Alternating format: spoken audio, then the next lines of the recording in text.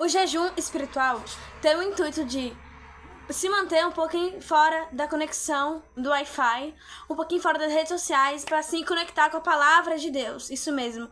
Tem o intuito de se preservar a mente, ter o cuidado de ampliar a visão espiritual e tem o foco e o objetivo de agradar a Deus. Um jejum espiritual de redes sociais.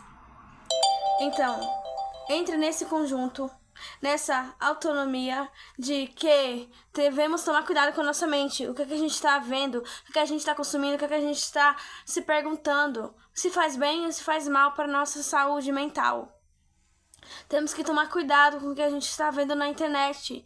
Temos que tomar cuidado com o que a gente está assistindo. Temos que impor limites, impor regras, impor horários marcados para poder mexer no celular. Eu defini um tempo aproximadamente de 5 horas por dia. 5 horas por dia no celular. Para repreender os surtos psicológicos, para repreender os traumas da ansiedade, para repreender algo que não faz bem para minha saúde mental. Eu tenho que estimar um tempo estimado de 5 horas por dia no celular. 5 horas por dia, em torno de 5 horas por dia. É o máximo que eu posso assistir agora em diante no celular.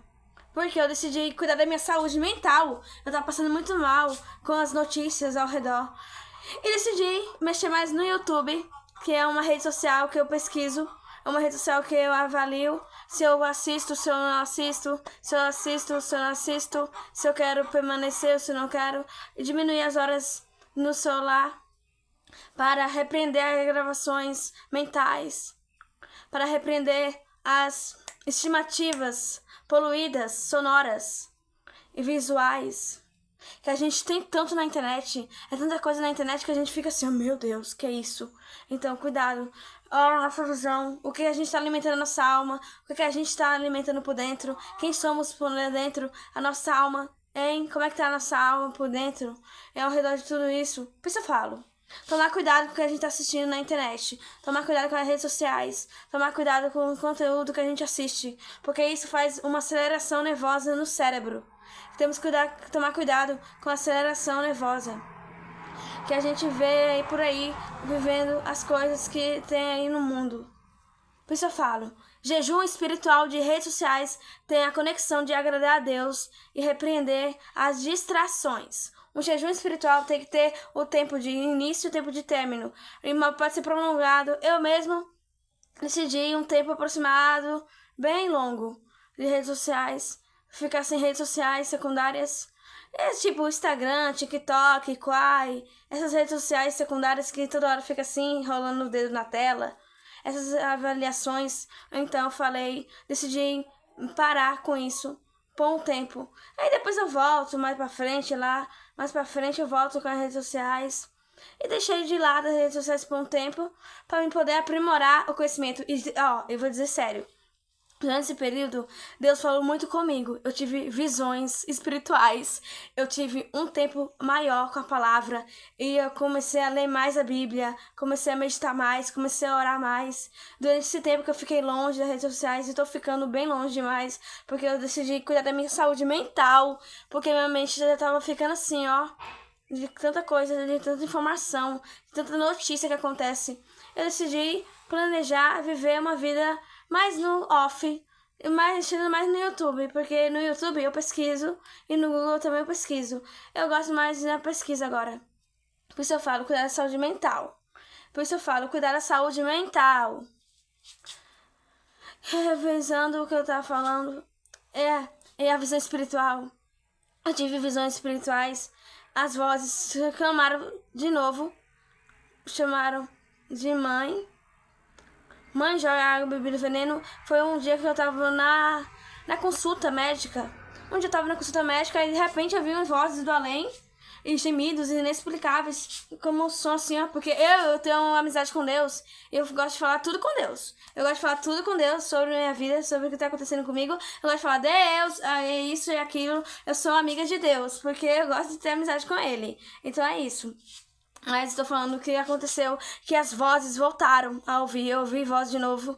Eles me chamaram de preguiça espiritual. A voz falou que eu tava passando por perícia espiritual. A voz soou de novo lá no dia que eu fui fazer consulta lá no CAPS. E no dia que eu fui no hospital de Botirama, de novo, aconteceu que eu ouvi as vozes do além. Eu não pedi pra Deus me mostrar. Eu pedi pra Deus me dar autoridade no mundo espiritual sobre demônios. Eu não pedi pra Deus me mostrar as vozes. Eu não pedi pra Deus me mostrar as visões. Eu pedi pra Deus me dar autoridade. E hoje eu tenho autoridade no mundo espiritual por causa disso. Porque eu pedi pra Deus a autoridade. Nem pra me vangloriar, mas pra dizer que Deus é fiel, Deus é real, e Deus é fiel, Deus é bondoso, Deus é misericordioso. Ele vive, Ele existe, Ele é Deus. Ele é o Todo-Poderoso. A nossa imaginação, a nossa cabeça aqui, ó, não consegue captar quem Deus é realmente, porque Deus é o Todo-Poderoso. O mundo espiritual é profundo. O quão perigoso e firme, o quão profundoso, o quão perigoso e perigoso, o quão perigoso, o quão profundo e perigoso é estar aos pés de Cristo. Estar aos pés de Jesus é profundo e é perigoso. Por quê? O mundo espiritual, ele se revela para quem crê. Poucos que estão crendo, né? Hein? Muitos estão dormindo. Ainda não acordaram. Ai, eu fui arrebatada em espírito. Um dia que eu desmaiei, eu vi um espírito na minha frente. Foi horrível. Mas foi tão maravilhosamente essa sensação de vida. Ai, quase morte. Que eu passei.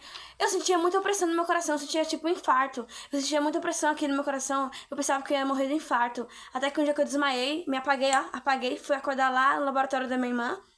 Lá onde ela trabalha, e de lá mesmo eu vi as vozes, eu vi um espírito na minha frente, Deus abriu minha visão, eu vi um espírito na minha frente, assim, ó. Ai, meu Deus. Mas eu não fiquei com medo, porque eu não sei se era do bem, não sei se era do mal, mas eu sei que eu vi um espírito na minha frente. E no outro dia eu vi as vozes do além, lá no hospital, chamando mãe, jogar bebida veneno, e depois lá no CAPS, de novo, nessa semana não, no mês de abril pra cá, no mês de março pra cá, quero dizer, eu vi outras vozes dizendo, repetindo as palavras de preguiça espiritual, que eu tava com preguiça espiritual, repetindo de novo.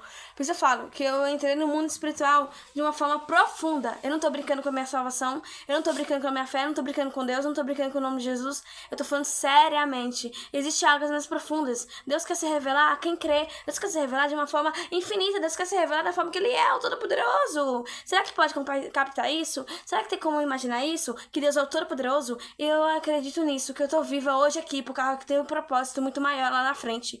Deus me deu vida, hoje em dia eu tô curada, o meu coração tá curado, eu não tô sentindo mais aquilo que eu sentia antes, era horrível, eu sentia uma pontada no peito como se fosse infarto. Meu coração exprimia assim por dentro. Eu sentia sensações horríveis, mas glória a Deus que eu tô curada. Glória a Deus que eu tô curada hoje em dia. Eu celebro isso em novidade de vida, em novidade de espírito, em novidade de renovação. Vai ter renovo na casa, e tem renovo na casa, tem renovo na casa,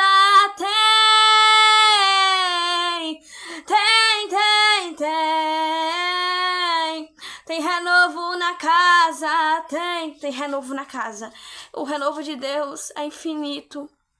Eu creio que Deus está depositando sobre a nossa geração um tempo de cura, um tempo de milagres, um tempo de avivamento, onde a gente vai orar e vão profetizar, um tempo que as pessoas vão orar e vão ler a Bíblia de uma forma espiritual. Não vai ser de qualquer jeito, vai ser de forma espiritual, com pensamento positivo, com pensamento no alto, com pensamento em dizer, eu sou nada, mas eu tenho um Deus que é tudo, e tendo Deus que é tudo, eu tenho uma vida que é perfeita, porque só nele eu encontro a plenitude da vida. Só nele eu encontro a plenitude de tudo aquilo que acontece.